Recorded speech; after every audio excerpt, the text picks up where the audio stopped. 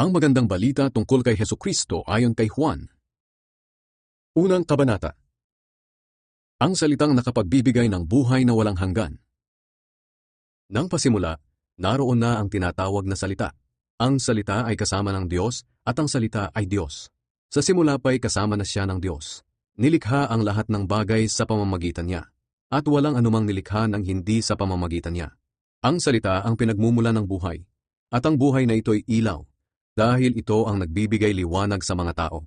Ang ilaw na ito'y nagliliwanag sa kadiliman, at hindi ito nadaig ng kadiliman. Isinugo ng Diyos ang isang tao na ang pangalan ay Juan. Isinugo siya upang magpatotoo kung sino ang ilaw, upang sa pamamagitan ng kanyang patotoo ay sumampalataya ang lahat ng tao. Hindi si Juan ang mismong ilaw, kundi naparito siya upang magpatotoo kung sino ang ilaw. Ang tunay na ilaw na nagbibigay liwanag sa lahat ng tao ay dumating na sa mundo. Naparito siya sa mundo. At kahit na nilikha ang mundo sa pamamagitan niya, hindi siya kinilala ng mundo. Pumunta siya sa sarili niyang mga kababayan, pero tinanggihan siya ng karamihan. Ngunit ang lahat ng tumanggap at sumampalataya sa kanya ay binigyan niya ng karapatang maging anak ng Diyos. Naging anak sila ng Diyos hindi sa pamamagitan ng pisikal na pagkasilang o dahil sa kagustuhan ng tao, kundi dahil sa kalooban ng Diyos. Nagkatawang tao ang salita at namuhay na kasama natin. Nakita namin ang kadakilaan niya bilang kaisa-isang anak ng Ama. Puspos siya ng biyaya at pawang katotohanan ng mga sinasabi niya. Nagpatotoo si Juan tungkol sa kanya, at ito ang kanyang sinabi. Siya ang tinutukoy ko nang sabihin kong, may isang darating na kasunod ko. Mas dakila siya kaysa sa akin, dahil nariyan na siya, bago pa ako ipanganak.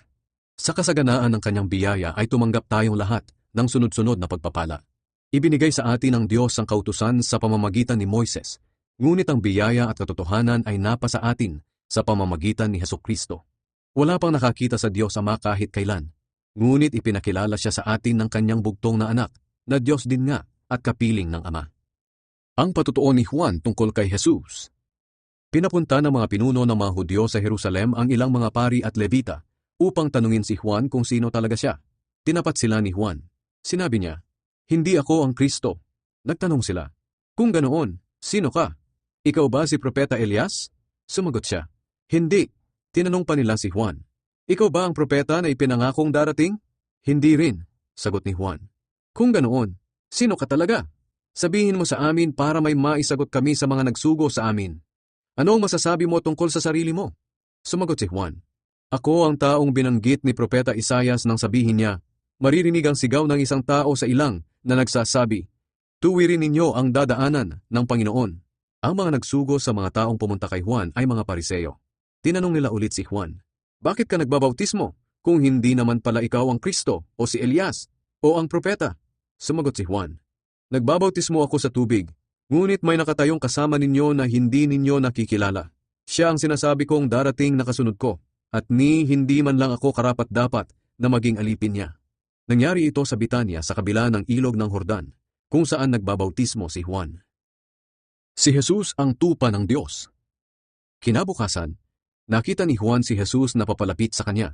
Sinabi niya sa mga tao, narito na ang tupa ng Diyos na ihahandog upang mag-alis ng kasalanan ng mga tao sa mundo. Siya ang tinutukoy ko nang sabihin ko, may isang darating na kasunod ko, mas dakila siya kaysa sa akin, dahil nariyan na siya bago pa ako ipanganak. Noong unay hindi ko rin kilala kung sino siya, ngunit naparito akong nagbabautismo sa tubig, upang ipakilala siya sa Israel. Pagkatapos nagpatotoo si Juan, nakita ko ang banal na espiritu na bumaba mula sa langit, tulad ng isang kalapati, at nanatili sa kanya. Noong unay hindi ko rin kilala kung sino siya, ngunit ang Diyos na nag-utos sa akin na magbautismo sa tubig ang nagsabi sa akin, kapag nakita mong bumaba ang banal na espiritu, at nanatili sa isang tao, ang taong iyon ang magbabautismo sa banal na espiritu. Nakita ko ito, at nagpapatotoo ako, na siya ang anak ng Diyos. Ang mga unang tagasunod ni Jesus. Kinabukasan, naroon ulit si Juan kasama ang dalawa sa mga tagasunod niya. Nang makita niya si Jesus na dumaraan, sinabi niya, narito na ang tupa ng Diyos. Nang marinig iyon ng dalawang tagasunod ni Juan, sinundan nila si Jesus. Lumingon si Jesus at nakita silang sumusunod. Kaya tinanong niya sila, ano ang kailangan ninyo? Sumagot sila, Rabbi, saan po kayo nakatira? Ang ibig sabihin ng Rabbi ay guro. Sinabi sa kanila ni Jesus, hali kayo at makikita ninyo. Kaya sumama ang dalawa at nakita nila ang tinutuluyan niya. Bandang 4:00 na noon ng hapon, kaya doon na sila nagpalipas ng gabi. Ang isa sa dalawang nakarinig ng sinabi ni Juan at sumunod kay Jesus ay si Andres, na kapatid ni Simon Pedro. Kinaumagahan, hinanap kaagad ni Andres ang kapatid niyang si Simon at sinabi sa kanya, "Natagpuan na namin ang Mesiyas." Ang ibig sabihin ng Mesiyas ay Kristo. Isinama niya si Simon kay Jesus. At nang makarating sila kay Jesus, tiningnan ni Jesus si Simon at sinabi, "Ikaw si Simon, na anak ni Juan. Mula ngayon ay tatawagin ka ng Cefas." Ang Cefas ay pareho rin ng pangalang Pedro. Ang pagtawag ni Jesus kina Felipe at Nathaniel. Kinabukasan, nagpasya si Jesus na pumunta sa Galilea. Pagdating niya roon, nakita niya si Felipe at sinabi niya rito, "Sumunod ka sa akin." Si Felipe ay taga Betsaida, tulad ni Andres at Pedro. Hinanap ni Felipe si Nathaniel at sinabi niya rito, "Natagpuan na namin ang taong tinutukoy ni Moises sa kautusan at maging sa mga isinulat ng mga propeta. Siya si Jesus na taga Nazaret, na anak ni Jose."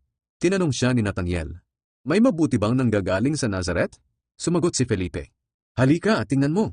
Nang makita ni Jesus na papalapit sa kanya si Nathaniel, sinabi niya, "Narito ang isang tunay na Israelita na hindi nandaraya."